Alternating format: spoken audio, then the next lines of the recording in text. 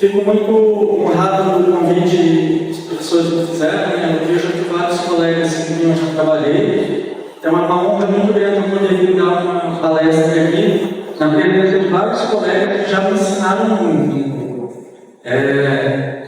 Então, vou iniciar, a palestra foi um pouco longa, vou tentar alguns trechos ser um pouco mais rápido, principalmente porque tem muita gente que já é da área, eu não preciso detalhar muita coisa, né? Para poder passar com mais devagar nos tópicos que são mais interessantes mais para frente. Então, eu sou o Emiliano, sou projetista de climatização. A gente tem aqui um escritório, trabalho com um projeto desde 1999. Meu escritório foi fundado em 2002. Hoje os sócios são eu e a engenheira Mariana, que está aqui comigo. Então já estamos aí há 23, 24 anos trabalhando com o nosso escritório, né? Eu sou formado em engenharia mecânica pela UFSC e tenho um curso de mestrado pelo Instituto Real de Tecnologia de Estocolmo, na área de eficiência energética. Nosso escritório é um escritório de consultoria e projeto. A gente trabalha com climatização, que é o principal, mas também outros projetos, né, outras disciplinas na área de ventilação, exaustão, aquecimento de água, a parte de prevenção contra incêndio, né, escada pressurizada, extração de fumaça, até alguma coisa de tubulações para gases. Né? Então, vou apresentar aqui a palestra, né, é sobre eficiência energética em sistemas de climatização. O sistema de climatização, a gente tem essa eficiência energética, eu posso falar que é de edificações e indústria. Onde tiver uma aplicação que tenha climatização, eu tenho a oportunidade ali de atuar sobre eficiência energética. Então, essa eficiência energética, ela depende de duas grandes áreas, né? É a parte que envolve o sistema de climatização, que é a eficiência dos equipamentos, os conceitos de projeto e estratégias de operação. E uma outra área que influencia bastante a eficiência energética é a parte da forma de processo de projeto. Então, projetos integrados também influenciam, mas isso aqui é tema para uma outra palestra. A palestra nossa vai focar nessa parte que é a relação do sistema de climatização com a eficiência energética. Não sei se eu estou falando muito perto do microfone ou não, tá bom? Tá. Então, eu vou passar uma introdução rápida. Muitos de vocês já são da área, já conhecem, né? Mas eu vou dar uma passada rápida nos conceitos básicos aqui, uma introdução, né? Então, o que é um sistema de climatização? Ele é a tecnologia para manter as condições ambientais desejadas, né? Condições de temperatura, umidade, grau de limpeza de partículas do ar, pressão do ambiente, pressão positiva, pressão negativa. Basicamente, isso é o sistema de climatização. Ele é composto por uma série de equipamentos, né, serpentinas de aquecimento, resfriamento, ventiladores, sistema de dutos, grelhas, difusão. Basicamente, isso que forma o sistema de climatização. Ele está presente em todos os setores, né, nas edificações, nas indústrias e até no setor de transportes. Né. A gente tem ônibus climatizado, avião climatizado, né, trem climatizado. Aqui um conceito básico é o de carga térmica. A carga térmica, por definição, ela é a taxa de energia que deve ser adicionada ou removida do ambiente. Ela, para manter aquelas condições que a gente deseja para o ambiente. Então, uma característica da carga térmica, esse aqui é um gráfico simulando como varia a carga térmica ao longo do ano para um local do hemisfério norte, uma cidade nos Estados Unidos, por exemplo. Então lá, no meio do ano, é o verão deles, agosto, julho, eles têm cargas de resfriamento. E em dezembro, janeiro, no inverno, eles têm cargas de aquecimento. A carga térmica, ela varia muito, é uma característica dela variar ao longo E tem épocas que eu posso ter carga simultânea de aquecimento e resfriamento. Eu posso ter partes do prédio precisando de aquecimento, outra parte precisando de resfriamento. O projeto de climatização ele tem que dimensionar a carga tanto de resfriamento quanto de aquecimento pelo valor de pico. É o valor máximo. Só que durante 99% do tempo o sistema opera em carga parcial, em carga bem menor que a carga de pico. Aqui é para mostrar a importância da climatização para o consumo de energia. Então, eu peguei aqui o Anuário Estatístico Energético do Brasil, agora de 2025, o setor de edificações consome 53% de toda a energia elétrica do Brasil. A indústria em torno de 35% e os outros, que é iluminação pública, transportes, em torno aqui de 12%. E dentro das edificações, a gente tem climatização nos 3 setores aqui. Mas dentro das edificações, praticamente 50% do consumo de energia é devido à climatização. Os edifícios comerciais e públicos é em torno de quase 50% e os residenciais é um pouco menos, porque na época que foi feita essa pesquisa, a penetração de climatização nas residências ainda era pequena, não tinha tanto ainda. Mas isso é um dado antigo, está cada ano tendo mais climatização em residências, em comércios, né? Então, só com base na parcela das edificações, a climatização responde por mais de 25% de todo o consumo de energia elétrica do país. Se eu considerar ainda as parcelas de consumo de climatização dentro da indústria, que tem muita indústria que precisa de muita climatização, e alguma parte dos transportes, isso aqui aumenta mais ainda. Então é só para vocês terem a noção do impacto, né, que a climatização tem no sistema energético do país. Né? Mais de um quarto de toda a energia consumida vai para a climatização. Aí, aqui é uma pesquisa americana, onde eles mostram que alguns tipos de aplicação, alguns tipos de edificações, têm um percentual de consumo de energia devido à climatização muito maior do que aquela média ali perto de 50%. É o caso, por exemplo, esse gráfico, ele dá o consumo de energia por área, está aqui por pé quadrado, né, MDTU por pé quadrado. E aqui ele tem as parcelas para cada tipo de prédio. Né? Então, a climatização são esses 3 itens: o aquecimento, resfriamento e ventilação. Isso aqui é a climatização. E a refrigeração é uma outra parcela, que também é importante, faz parte do curso de vocês. Né? Então, aqui a gente pode ver, por exemplo, um hospital. Esse aqui é um hospital. Ele tem um consumo muito intenso de energia por metro quadrado, por área. É um dos que mais tem. Hospital e praça de alimentação são os que têm o maior consumo de energia por metro quadrado. E um hospital é uma área muito grande. Né? O hospital tem 40, 50, 80 mil metros quadrados. Então, aqui, o hospital, 56% do consumo de energia dele vai para a climatização. E é uma aplicação que o consumo muito grande, tem uma área grande. Praça de alimentação tem um consumo mais intenso ainda, só que é uma área pequena. Uma praça de alimentação tem 1.000 metros quadrados, 500 metros quadrados. Mas aqui vocês podem ver, algumas aplicações chegam a ter 80% do consumo de energia devido à climatização. Aqui eu mostro a conta de energia de alguns hospitais que eu tive a oportunidade de trabalhar. São dados um pouco antigos, 2019, 2018, mas só para vocês perceberem o quanto que aumenta a conta de energia. Aqui, por exemplo, é o Hospital Universitário da UFSC, aqui em Florianópolis.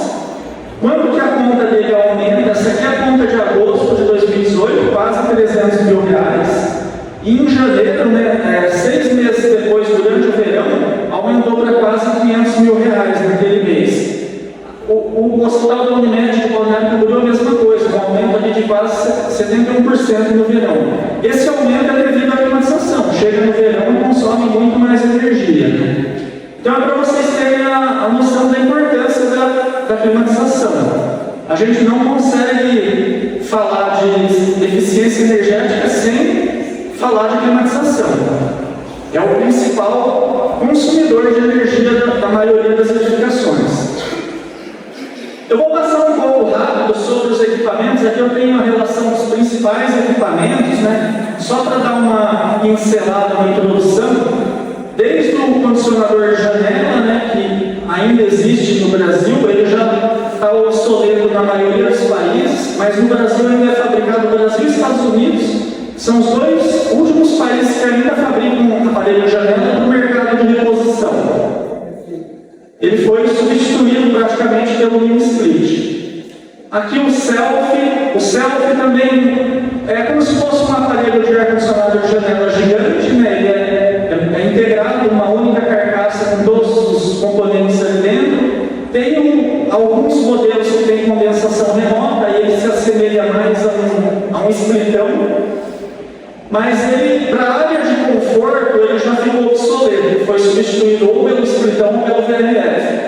Mas para as centrais de telecomunicações, ele é o equipamento padrão, porque ele é fácil. Centrais de telecomunicações geralmente estão em um local remoto, de difícil acesso. Então você chega com o equipamento pronto, é só fazer conectar ele no buraco da parede e pronto, não precisa fazer mais nada. Então ele tem uma aplicação bem grande nesses tipos de locais remotos, instalações de difícil, onde é difícil você montar um sistema mais complexo. O rooftop é um sistema parecido também com o self, com um aparelho de janela, só que próprio para instalação integrado. Ele tem a saída para conectar dutos, né? Mas ele também é um equipamento que chega pronto na obra, é só conectar na rede de dutos e alimentar a energia dele e ele está pronto para ser usado.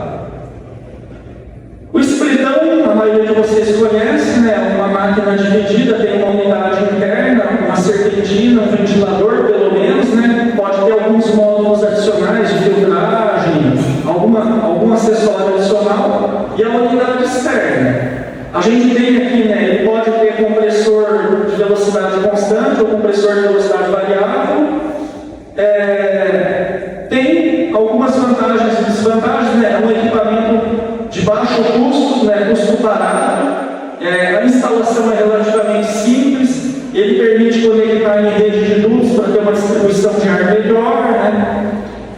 Mas tem algumas desvantagens, né? Tem uma vida útil não é tão longa, ele dá picos de consumo de energia relativamente alto, exceto que tem compressor de inverter. É difícil, apesar de ele ser barato, é difícil de fazer controle individual quando você tem muitas salas pequenas, mas ele é uma aplicação boa para supermercados, lojas de departamentos grandes, né? Restaurantes, geralmente grandes espaços, né?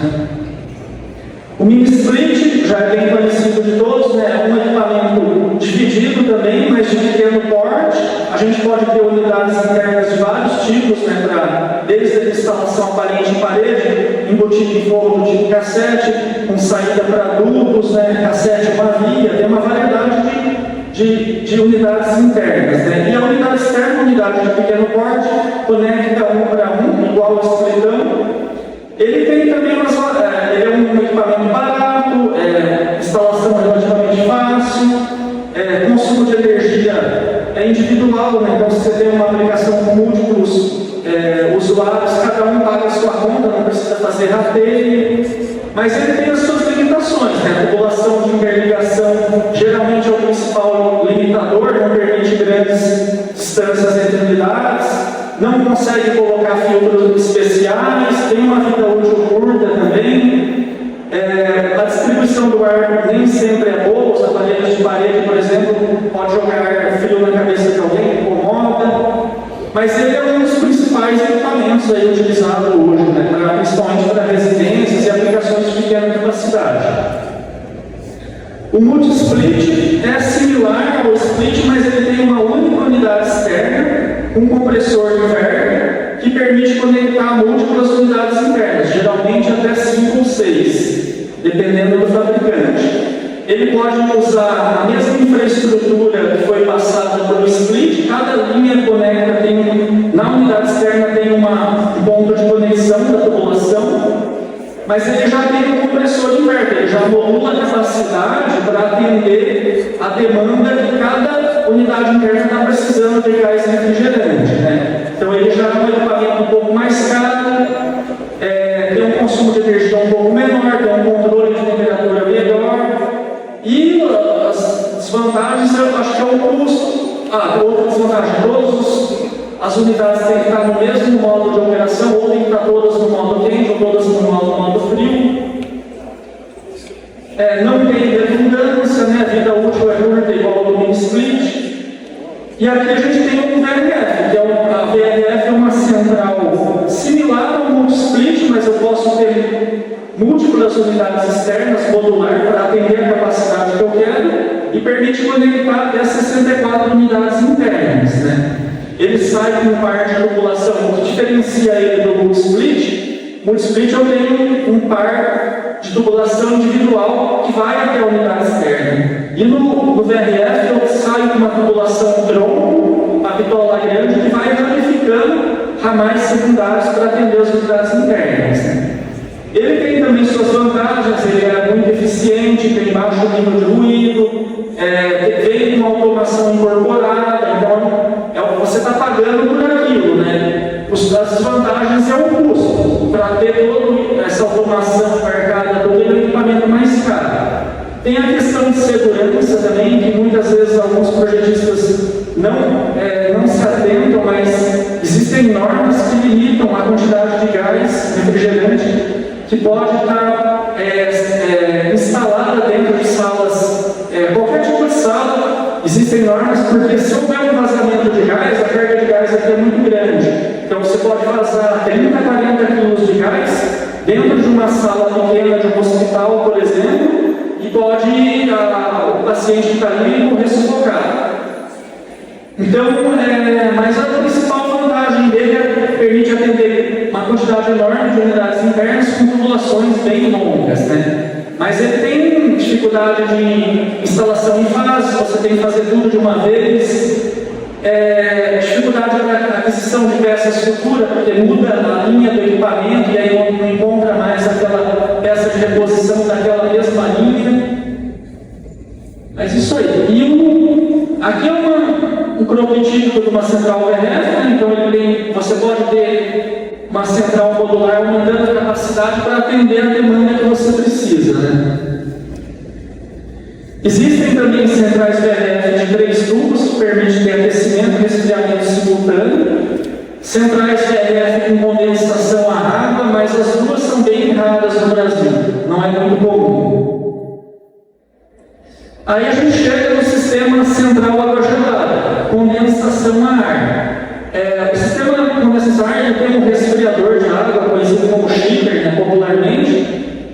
Ele resfria a água gelada, e essa água que é bombeada para passar na serpentina das unidades internas. Então, um sistema de expansão indireta, onde o sistema de refrigeração resfria o fluido intermediário da água e a água que resfria o ar. O termo condensação a ar aqui significa que o calor retirado da edificação ele é rejeitado no condensador a ar. Então ele é rejeitado por condensadores serpentinas aletadas direto para o ar. Ele já começa a ter características diferentes dos equipamentos que eu mostrei anteriormente, né? Então ele tem uma vida útil mais longa, tem uma flexibilidade enorme para operações, a manutenção é barata, a manutenção do chip pode ser um pouco cara, mas se você comparar isso com uma manutenção de 300 splits, por exemplo, ele é muito mais barato. E também permite um controle bem preciso de temperatura, permite instalação em fases, você pode ampliar aos poucos, né? Não tem limitação de distância, a CAG requer pouco espaço externo, e a grande vantagem é que ele permite conceitos de projeto e estratégias de operação mais eficientes, que é a parte que eu vou falar mais à frente ali da palestra. As desvantagens é o custo, vai se tornando mais caro, ele requer uma mão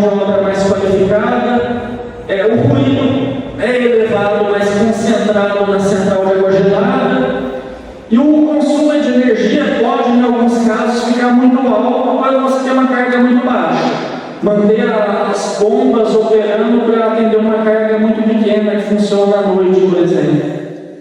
Então esse aqui é um prototípico, né, do sistema água gelada, condensação a ar, tem uma área técnica descoberta, onde fica a central de água gelada, e a tubulação que distribui a água para as unidades internas. Aqui é outro tipo de equipamento, que é a central água gelada com condensação a água. Nesse caso, o termo condensação a água significa que o calor removido da edificação, do sistema de climatização, ele vai ser rejeitado em outro circuito de água, que é a água de condensação, e esse calor, por sua vez, vai ser rejeitado numa torre de resfriamento, que basicamente é um chuveirinho ali que troca calor da água de condensação, que é uma água quente, com o ar externo. A principal característica dos equipamentos de condensação a água é que o consumo de energia é muito menor. Então, um equipamento equivalente ele consome 35% a menos de energia do que um chiller de condensação a ar, por exemplo.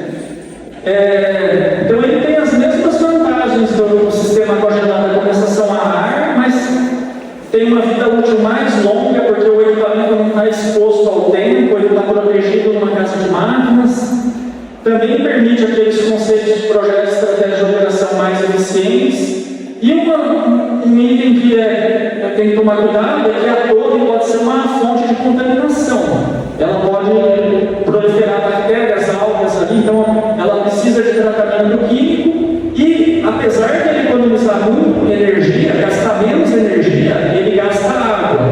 Então a água tem aí o custo dessa água tem que ser levado em consideração.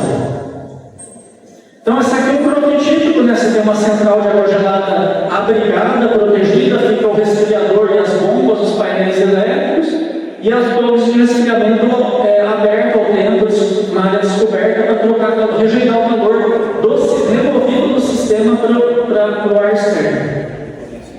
Aqui então, só para resumir, eu fiz um quadro comparando a eficiência energética desses equipamentos. Eu pus os principais aqui, não tem o rooftop e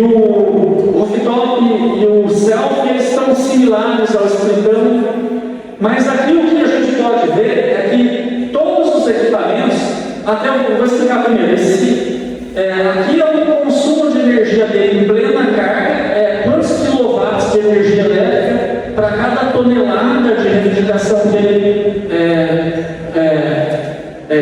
fornece.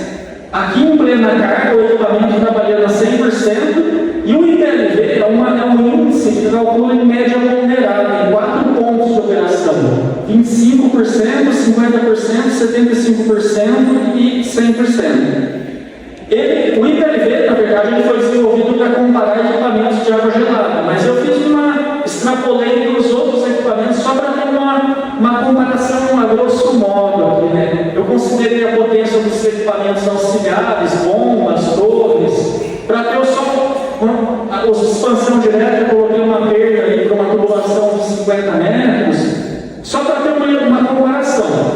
Então, o que a gente pode ver, existe split de alta eficiência e existe split de baixa eficiência. Também existe água gelada de alta eficiência e água gelada de baixa eficiência. Da mesma forma que RF, splitão. Então, todos os equipamentos têm, os próprios fabricantes têm linhas mais eficientes e linhas menos eficientes. Então, quando a gente fala de eficiência energética, a coisa mais comum que tem que as pessoas pensam, a primeira coisa é trocar o equipamento por um equipamento mais eficiente. Essa seria a primeira medida de eficiência energética, a mais óbvia. Só que isso tem um custo. Essa eficiência melhor, esse consumo de energia bem menor, ele tem um custo bem alto. Aqui, quando você vai recorrer nessa medida de substituir o equipamento por um mais eficiente, você vai ter que pagar mais caro por isso. Então, é a forma mais simples, mas ela tem um custo associado alto ali. Se você quer um equipamento com uma eficiência premium, você vai ter que pagar mais caro. Agora, então, falando ainda de eficiência de equipamento, a gente pode voltar aqui. O que tem de mais eficiente hoje é o sistema central água gelada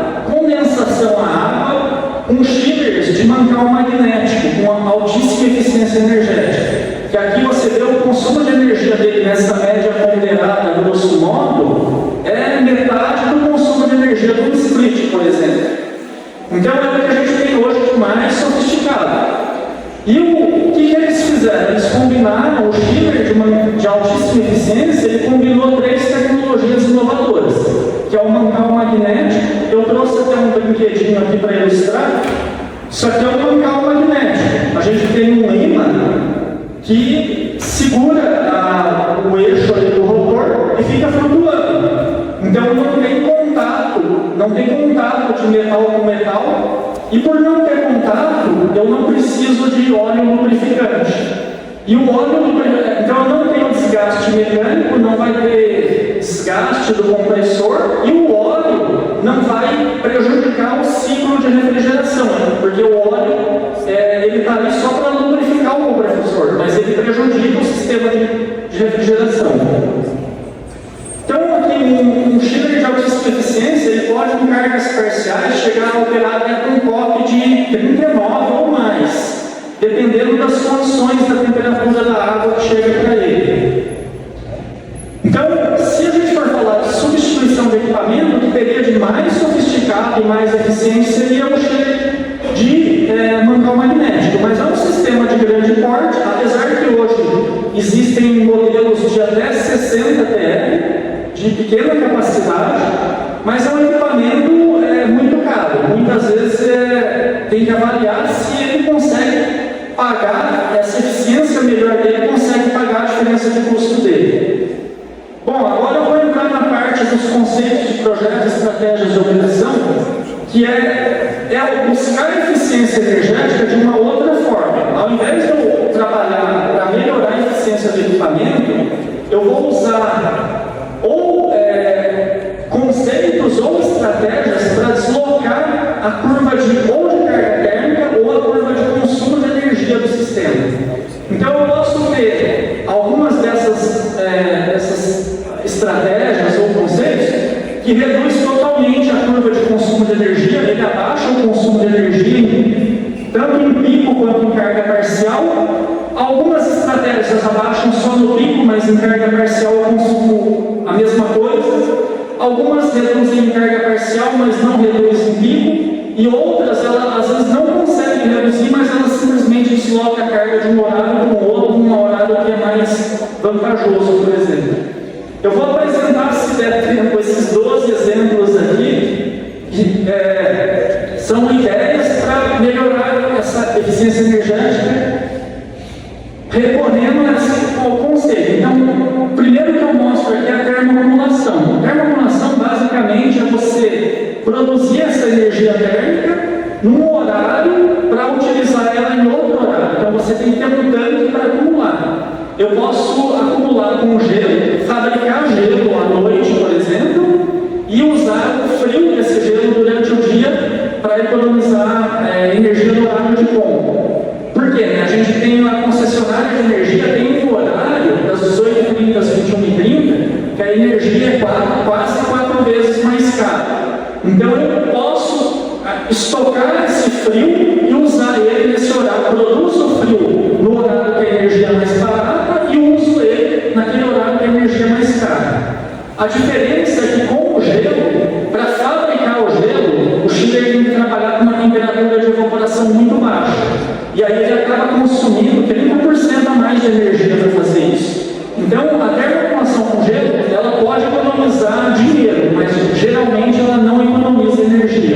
E a termoacumulação com água gelada, não, ela economiza tanto dinheiro quanto energia.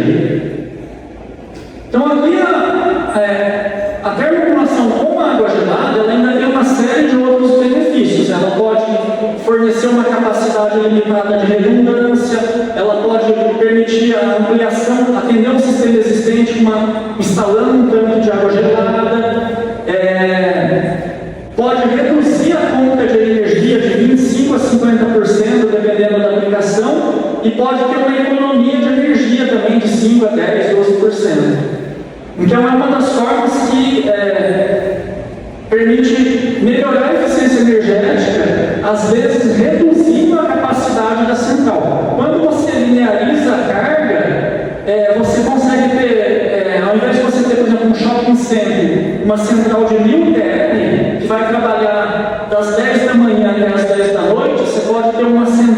500 TL, que fica produzindo água gelada à noite, acumulando, e naquele horário de pico que consome 1000 TL, o chiller fornece 500 e o resto vem da água gelada. E a água gelada também pode ser utilizada como reserva de incêndio, que é uma exigência das edificações. Então, nesse caso, se você já tem um reservatório de água, é só você instalar um distribuidor de água à população e isolar termicamente ele, que pode ser transformado num tanque de termopopulação. Aqui uma outra ideia, eu falei que o sistema de condensação à água, ele gasta 30% a menos de energia, só que ele consome água. Então a gente tem feito nos projetos nossos utilizar captação de água pluvial, mais o dreno da própria climatização para usar, joga numa cisterna e usa como água de reposição da torre de resfriamento. Com isso, eu reduzo o consumo de água da concessionária e eu também, como essa água é uma água gelada, o dreno sai ali a 12 graus, quanto mais gelado eu jogo na torre, melhor a eficiência do chiller, reduz o consumo de energia do chiller. Então isso aqui é uma medida super simples, que dá uma economia de energia muito grande, e ela só precisa ter uma integração dos projetos de climatização e sanitário, para combinar de fazer esse reaproveitamento. Uma outra forma que eu apresento aqui é o VAV, que é vazão de ar variável. VAV, existe uma quantidade enorme de oportunidades de melhoria de eficiência energética usando o VAV. Posso usar o VAV para controlar a umidade relativa sem usar reaquecimento. Posso fazer VAV reajustando a pressão de suprimento pela leitura da posição das caixas, da abertura do sinal, da posição do atuador do VAV. Posso reajustar a temperatura de insuflação. Tem uma série de medidas. Aqui eu estou mostrando um exemplo onde eu uso um sistema VAV para atender uma sala, uma sala de Covid, por exemplo, um leito de internação, que eu não posso ter recirculação de ar. Se eu for usar uma máquina convencional, eu teria que pôr uma máquina com filtro EPA aqui, recirculando o ar. E se eu faço ele integrado no sistema VAV, eu consigo usar o ar sem recircular, jogando tudo para a exaustão, com uma máquina convencional, resfriando o ar de 35 a 25 graus. Aqui a mistura, retorna 24, mais uma parcela de ar externo, cai a mistura 25 e resfria de 25 a 15 graus, sem precisar recorrer a uma máquina que resfriaria de 35 a 15. Isso aqui é um estudo que a gente fez já faz um tempinho, acho que é de 2017 a 2018, onde eu comparei essa solução que eu fiz, o sistema atendeu uma sala com leito de isolamento hospitalar, integrado numa rede de VAV, um sistema de iluminação por VAV, comparado com uma máquina individual. Então a capacidade era menor, o consumo de energia menos da metade, o custo também era bem menor, além de benefícios na operação e na manutenção. Quando você tem um sistema como esse, eu não tenho máquina nenhuma dentro do quarto. O técnico que vai fazer manutenção não precisa entrar lá dentro, não tem risco de levar contaminação para dentro do quarto. Então eu tenho, além dos benefícios de custo de implantação e eficiência energética, eu diminuo o risco de infecção e facilito a manutenção. Outro conceito de projeto é usar o ciclo economizador pelo lado do ar. O ciclo economizador pelo lado do ar nada mais é do que eu medir a temperatura do ar externo, medir a temperatura do retorno, e quando o ar externo estiver numa condição mais favorável, eu direciono o ar do retorno para a exaustão e trabalho com 100% de ar externo. Para isso eu tenho que ter um sistema de controle e automação que vai atuar sobre os registros motorizados. Então, aqui é um gráfico de como funciona, Quando eu estou aqui é a minha temperatura, o set point que eu quero, 24 graus, por exemplo. Sempre que o ar externo estiver acima de 24 graus, eu trabalho com a vazão mínima de ar externo. Quando ele caiu abaixo disso, eu trabalho com a vazão máxima até um ponto onde a carga vai diminuindo. A partir desse ponto, é o que a gente chama de free cooling, eu vou começar a misturar ar de retorno com ar externo para atingir a carga que eu preciso.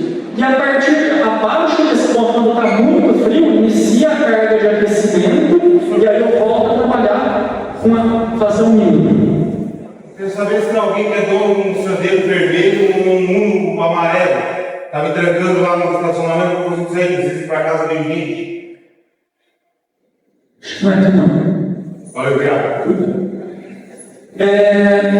Então, ciclo economizador pelular do ar é isso aí, né? Então, ele é aplicado em data centers, onde eu tenho uma carga interna de resfriamento grande, mesmo quando eu tenho frio lá fora. Então, o ciclo economizador pelo lado do ar ocorre só quando o ar está frio.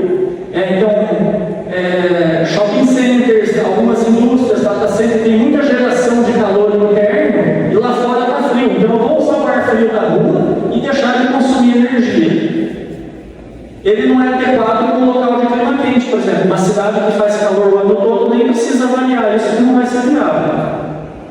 Aqui é um outro conceito de projeto, que é o controle da ventilação pela demanda, que basicamente é monitorar o nível de CO2 do ambiente climatizado e, ao invés de eu trabalhar com uma vazão de ar externo constante, eu vou variar a vazão de ar externo em função da quantidade de pessoas que eu tenho aqui, porque são as pessoas que respirando geram CO2, então eu não preciso, normalmente a gente trabalha com um projeto com vazão de ar externo constante, mas isso gera um consumo de energia alto.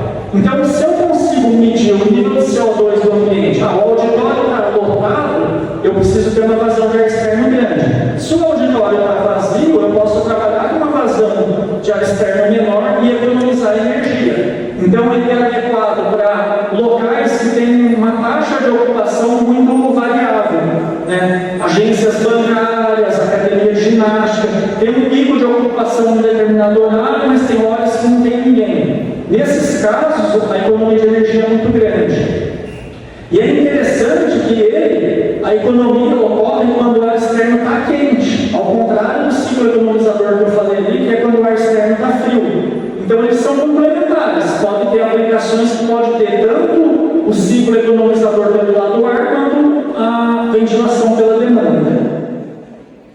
Agora eu vou falar de recuperação de energia pelo lado da água, que basicamente é gerar frio e calor simultaneamente pelo mesmo equipamento. Então, o mais simples, aqui eu botei acho que 6 slides diferentes, eu tenho algumas variações disso. Eu posso simplesmente pegar um chiller, né, o resfriador, que está produzindo água gelada, e passar a operar ele com uma temperatura de condensação mais alta, 45 graus, por exemplo, ao invés de 30, 35.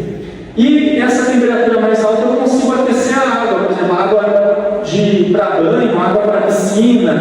Quando eu faço isso, o consumo de energia aumenta porque ele está trabalhando com uma diferença entre pressão de evaporação e condensação maior. Outra forma é eu usar uma recuperação parcial. Eu instalo um trocador de calor na saída do compressor e ele aproveita o gás quente do compressor para aquecer, para esse aquecimento de água.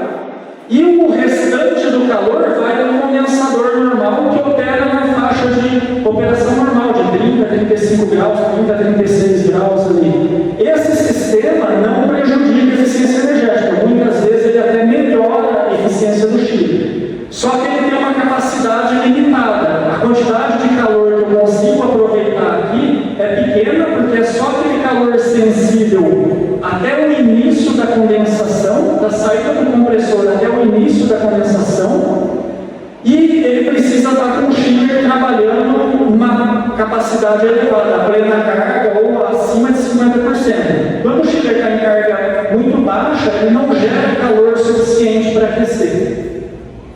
Aqui é uma outra variação da recuperação de energia pelo lado da água, é o chiller com duplo condensador. Esse duplo condensador ele tem recuperação total, que a gente chama. Ele tem um condensador que permite aquecer a água, e quando você não está trabalhando com uma temperatura de condensação mais alta, e quando você não está usando a água, aí você volta a trabalhar com condensador normal na faixa normal de operação. Esse aqui é um tipo de chiller mais difícil de encontrar, não é raro no Brasil. Aqui é uma outra forma de recuperação de energia pelo lado da água, que é o sistema em cascata, ou amplifier. Né? Alguns fabricantes dizem que é um amplificador de temperatura. Porque você tem um resfriador de água, trabalha ali produzindo água gelada de 5 a 15 graus, por exemplo, e ele tem uma água de condensação trabalhando de 25 a 35. Esse calor que ele rejeita aqui, ele vai para um outro chiller, que é uma bomba de calor nesse caso, que remove o calor dessa água e rejeita o calor para a água de processo que eu quero, a água quente que eu quero produzir. A diferença, quando eu tenho um sistema de climatização que é muito maior do que o que eu preciso de aquecimento, aí a diferença é direcionada para uma torre de resfriamento, para rejeitar o restante do calor do sistema de climatização na torre de resfriamento. Esse sistema é extremamente eficiente, porque ele trabalha com diferenças de temperatura pequena, o lift do compressor é pequeno. Então ele tem um chiller de altíssima eficiência e uma bomba de calor de altíssima eficiência. A única questão, a limitação, não só desse, mas de todos os sistemas de recuperação de energia pelo lado da água, é que eu preciso ter uma fonte de frio. Se eu for operar ele para, por exemplo, num hotel no inverno e eu não tiver fonte de climatização, eu não tenho de onde tirar o calor. E aí eu precisaria ter aqui um sistema de aquecimento, aqui, um boiler ou uma bomba de calor na água.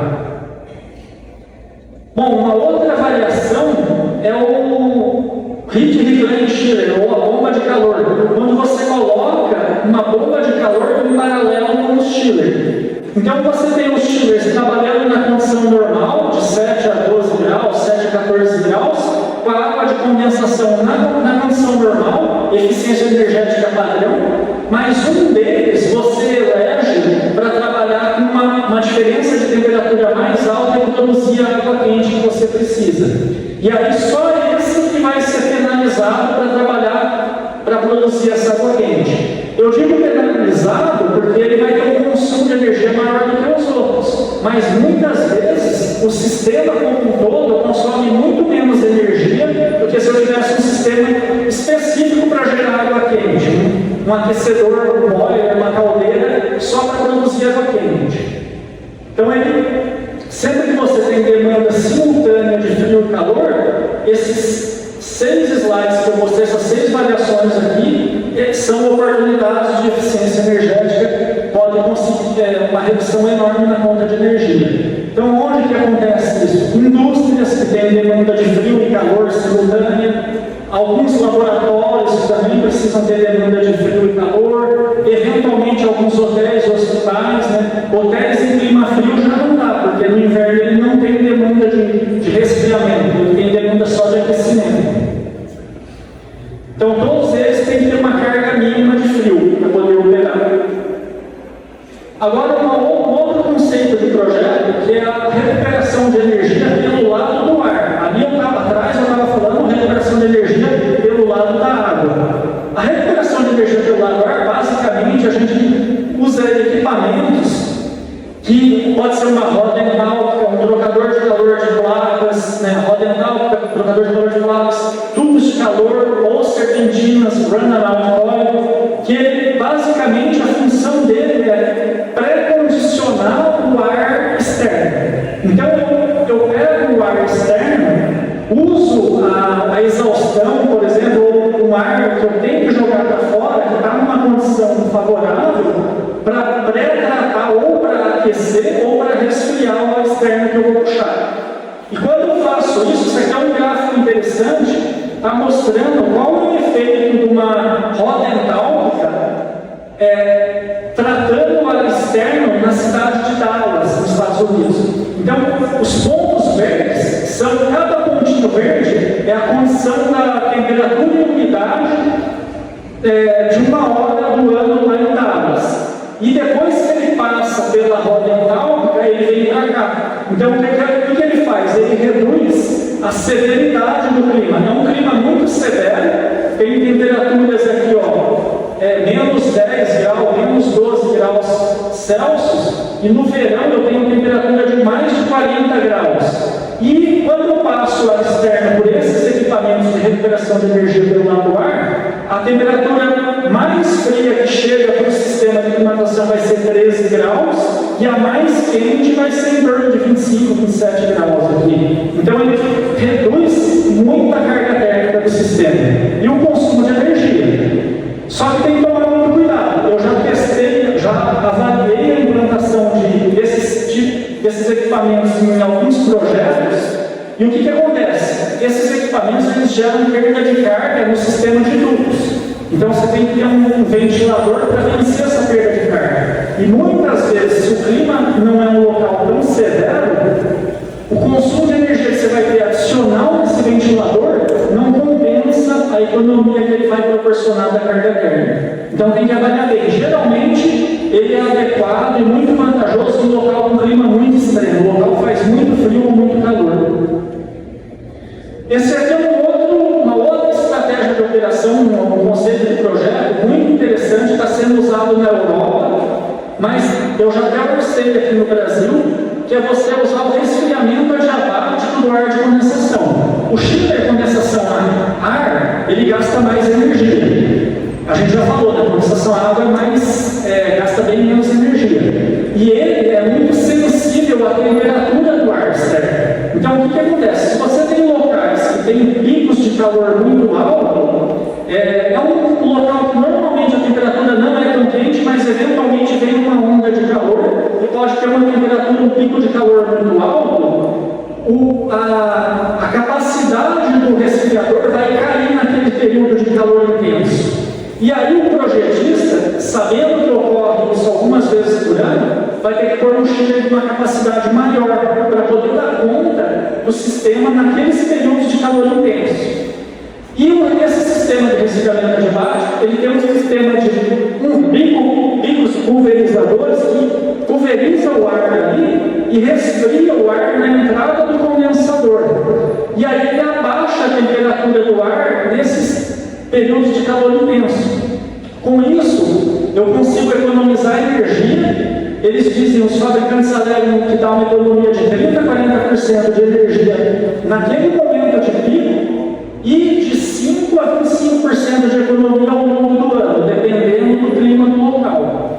Esse sistema ele tem um sistema de automação bem interessante, que ele monitora a condição do ar externo, temperatura e umidade do ar externo, e ele borrifa a quantidade exata de água que precisa que vai evaporar no ar e não deixa pingar nada no chão. Porque se você borrifar água demais, acima do que o ar dá conta de evaporar, vai começar a cair água no chão e vai desperdiçar água. Então ele tem um sistema de automação que monitora e pulveriza exatamente a quantidade de água que é necessária para ter o resfriamento. Então, e além de ele dar essa economia de energia, o que eu acho mais interessante é que ele diminui o custo da implantação, porque você pode usar um chiller mais barato, um chiller menor, que não precisa ter aquela capacidade de reserva para vencer a carga num período de calor intenso. Aqui agora eu vou falar de alguns sistemas para reduzir o consumo de energia no sistema de bombeamento de água. Então, o bombeamento, uma das formas que a gente pode fazer é utilizar o sistema de água gelada. Aqui um sistema de água gelada típico, tem uma unidade de tratamento de ar, o termostato de cada uma, que atua sobre a válvula de controle motorizada. Então, se está frio, ele fecha a válvula de controle, se está quente, ele abre, e a bomba de água gelada do circuito secundário, ela mantém um diferencial de pressão constante no sistema. Só que hoje a gente tem os fabricantes de válvulas de controle motorizada, tem válvulas que dão um sinal da posição do atuador. Se o atuador está aberto, fechado, ou parcialmente aberto, parcialmente fechado. Então eu posso ter um sistema de automação que monitora, pega o sinal de retorno das válvulas e monitora para saber se elas estão precisando ou não de água gelada. E com isso, se a maioria das válvulas está fechada, eu posso reduzir a pressão da bomba e economizar energia no bombeamento. Uma outra forma de de economia de energia no bombeamento é usar o bombeamento local. Só que foi desenvolvido por um engenheiro asiático, ele patenteou isso, acho que no ano 1998, se eu não me engano. Agora já venceu a patente, muita gente está usando, que é no lugar das válvulas de controle, você colocar uma bomba. Cada unidade de tratamento de ar tem a sua bomba. Com isso, você não tem aquela perda de carga que é imposta pela bomba, a restrição que é causada pela válvula de controle. E aí essa bomba, ela tem uma variação de velocidade. Então o termostato acelera ou desacelera essa bomba local, dependendo da necessidade. E aí você elimina o conjunto de bomba secundária. A vazão secundária é estabelecida pelas bombas individuais de cada unidade de tratamento de ar. Eu já vi um trabalho de um engenheiro que eles implantaram isso aqui num prédio de uma universidade em Singapura e reduziu o consumo de energia de bombeamento em 54%, menos da metade. Aqui é uma outra forma de economizar energia no bombeamento. Eu tenho a curva de eficiência de uma bomba. Uma bomba tem uma curva de eficiência mais ou menos parecida com isso. Aqui eu tenho a eficiência e a vazão. Normalmente, antigamente, a gente projetava o sistema água gelada com uma bomba secundária enorme, muito grande, uma bomba única com uma bomba reserva. E só que colocava um inversor de frequência e ela ficava modulando conforme a necessidade. É igual que isso aqui que eu mostrei nesse sistema. Então era uma bomba única que tinha uma bomba reserva e ficava modulando. Só que a gente teve a oportunidade de ganhar, economizar energia na hora que eu divido essa bomba em um conjunto de 2 ou 3 bombas menores e faço escalonamento por eficiência. O que significa isso? Eu vou operando uma bomba até o ponto onde o conjunto de 2 bombas é mais eficiente do que uma bomba, e aqui eu aciono a segunda bomba. Então o escalonamento por vazão já é mais eficiente do que fazer uma bomba única. Mas o escalonamento por eficiência eu economizo mais energia ainda, porque no momento, por vazão, eu ia até o final dessa bomba, quando ela chegou na vazão máxima dela, eu pulo para 2 bombas, vou até o máximo da segunda bomba, das 2, e aí aciono a terceira bomba. Esse é o escalonamento por vazão. Por eficiência, eu tenho que ter um sistema de automação que vai monitorar. Ele tem as curvas da bomba embutida dentro dele, e ele sabe quanto é mais eficiente eu ter 2 bombas operando do que eu ter uma bomba única. E aqui tem uma economia também. É possível ter estudos que mostram economia de energia de 10 a 30% quando faz esse escalonamento otimizado por eficiência energética. Aqui é uma outra ideia, a gente utilizou no projeto desse hospital aqui em Joaçaba, um hospital da Unimed, onde a gente tinha um bloco principal e um bloco secundário. Então esse aqui é o bloquinho da instalação, esse aqui são as instalações mecânicas. Eu tenho a central de água gelada lá no canto do bloco principal, só que eu tenho uma rede de água gelada que vai atender o climatizador que está lá na ponta. E aí o que acontece? Se eu trabalho com um conjunto de bombas secundárias para vencer essa perda de carga bem maior do que os outros, eu tenho que ter uma bomba com 41 metros de coluna d'água, que vai dar, são 2, porque uma é principal e outra é reserva, eu vou ter 2 motores de 7,5 kW a 15 kW. Quando eu vou, a ideia, eu trabalho com bombas menores na CAG, e para atender esse ramal que é muito maior, eu coloco uma bomba booster, uma bomba de reforço, uma potência bem menor. E aí, essa bomba diminui para 23 metros de coluna d'água, e a bomba booster é uma bomba de 18 metros de coluna d'água, que é para complementar os 41 que eu precisava. Com isso, eu tenho 2 motores de 3,7 e um 0,7. Dá 8,1 kW, que é uma economia de quase 50% na energia de bombeamento. Bom, agora no final da palestra, eu vou apresentar, ali eu mostrei uma série de estratégias de operação, conceitos de projetos para melhorar a eficiência energética. Falei no começo da eficiência dos equipamentos, que a gente pode conceito mais básico de melhoria de eficiência energética é trocar o equipamento, mas isso tem um custo alto. Agora eu vou mostrar um exemplo de um projeto que a gente fez, onde a gente teve um resultado muito bom na eficiência energética. Eu vou mostrar as características desse projeto. Então esse é o Centro de Inovação e Ensaios Pré-Clínicos, é o CIEM, fica lá no Sapiens Park. É um laboratório, ele é um prédio, né? Ele tem um bioteca de roedores, e o bioteca de roedores, quando você cria os ratos de laboratório para fazer experimentos científicos para a área de farmácia.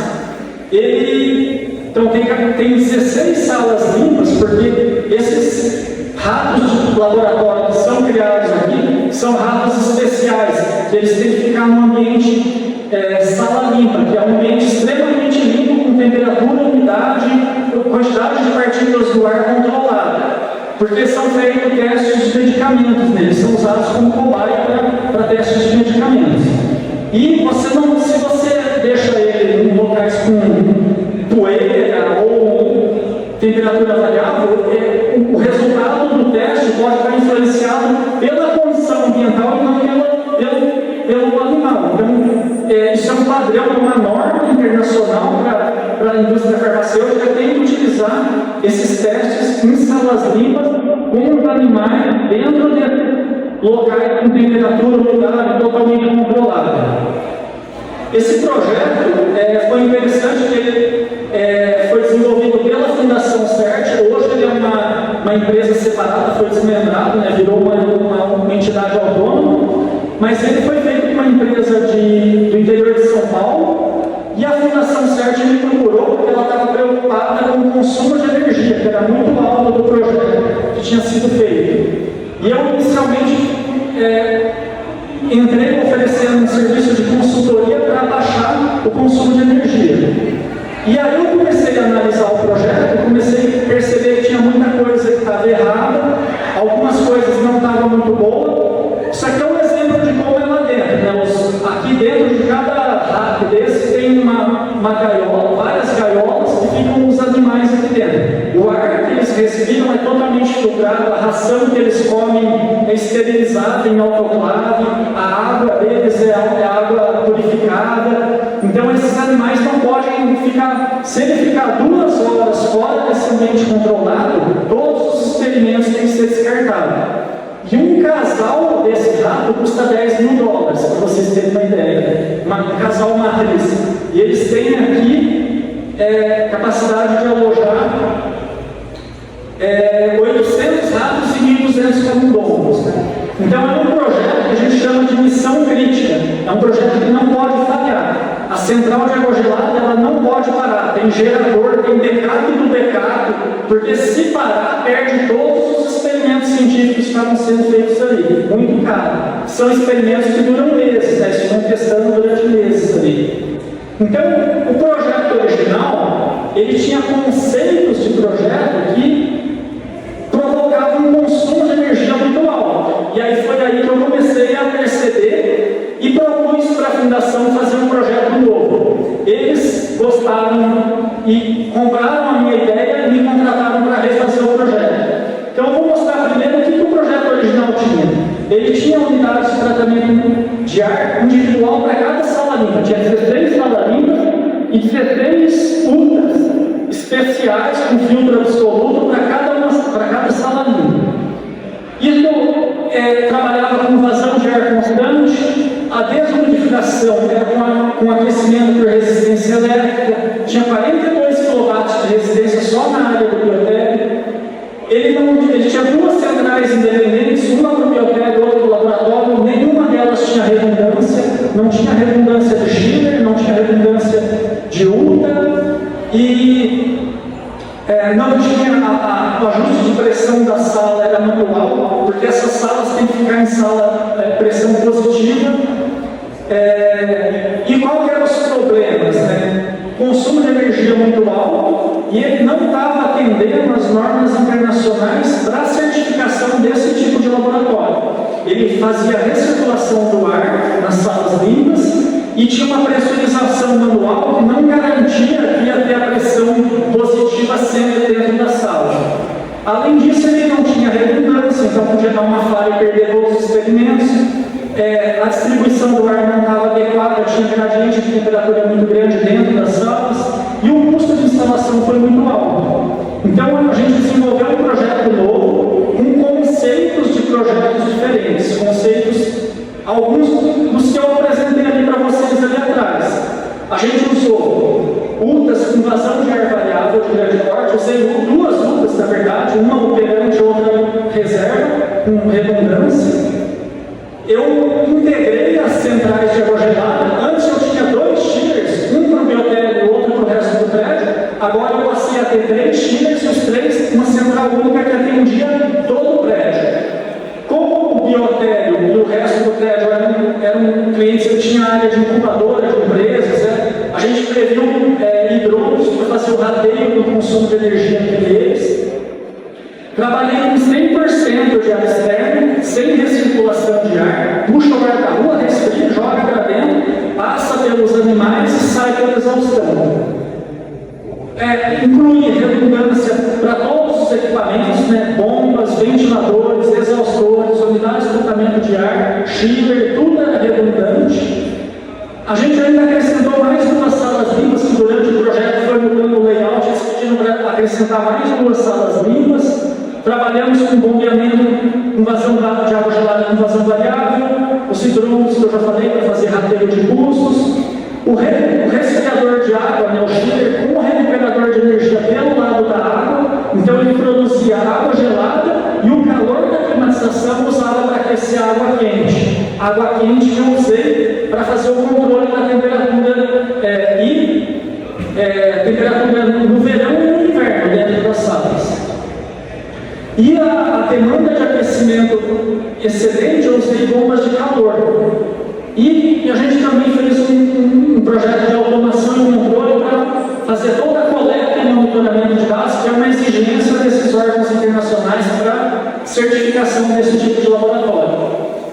Então, com esse conceito de projeto, a gente teve uma série de benefícios. Eu consegui um controle simultâneo e dinâmico de temperatura, umidade, pressão do ar dentro das 16 salas limpas, atendeu os requisitos para certificação do laboratório pelos órgãos internacionais, que cuida desse tipo de indústria farmacêutica, diminuiu o risco, porque eu tenho 100% de redundância, se um falha o outro entra, tem o equipamento reserva, o controle ficou bem mais preciso individual por sala, redução do custo operacional, o consumo de energia ficou muito menor e até o custo da instalação ficou menor do que o previsto originalmente.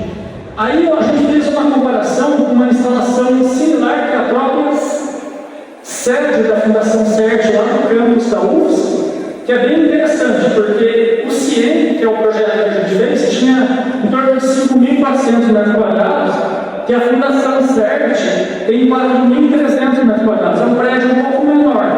Mas os dois têm uma central de 200 TR de capacidade, a central de água gelada, e os dois têm um laboratório. A Fundação CERT tem um laboratório de meteorologia, que tem uma instalação de 80 TR, que funciona 24 horas por dia. E o CIEM tinha um biotério com uma capacidade de 74 TR, que também funciona 24 horas por dia. Então, são prédios bem semelhantes, só que o CIEM ainda tinha motivos para ter um consumo de energia muito maior, porque eu trabalho aqui com 100% de ar externo, não posso ter recirculação de ar. E o laboratório do metro não, ele não é uma questão de contaminação, ele é só para controlar a temperatura lá dentro e ele pode recircular o ar.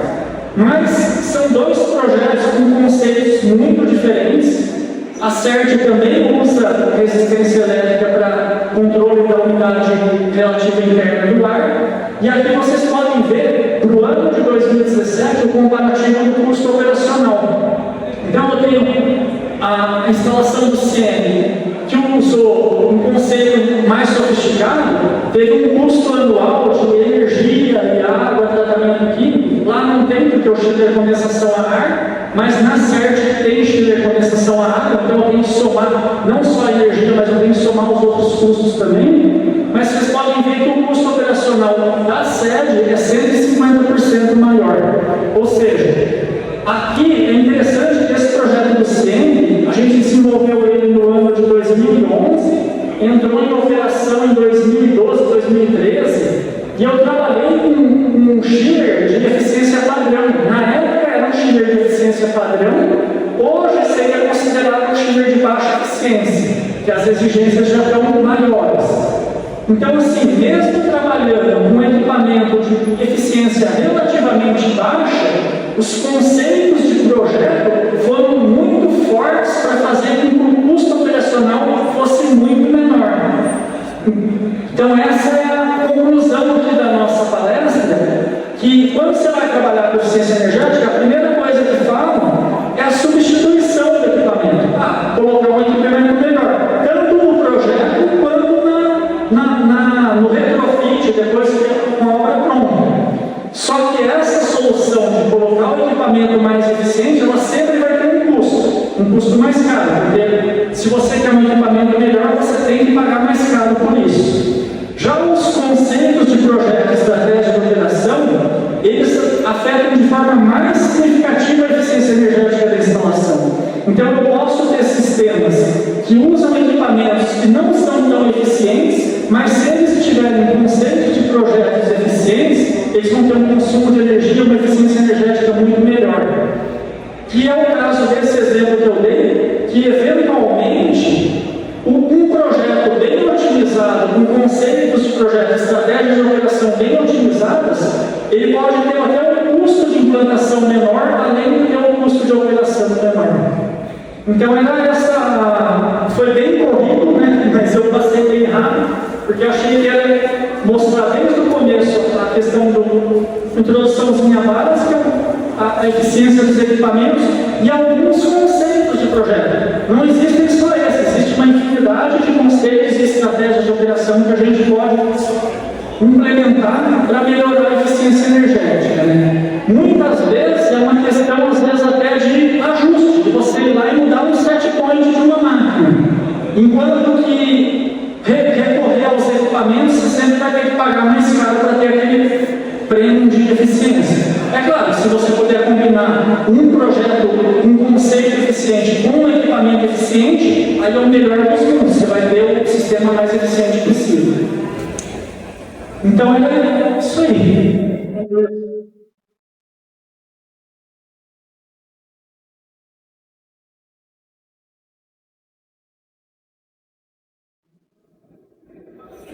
Em primeiro lugar, muito obrigado ao engenheiro Fernando e sua equipe toda aí. Vamos fazer o seguinte, a gente vai esperar um aluno que não estão da identificação para as aulas com os professores, né? Agora depois de ver. E vamos fazer um intervalinho também de 10 minutos. Na volta, vocês da identificação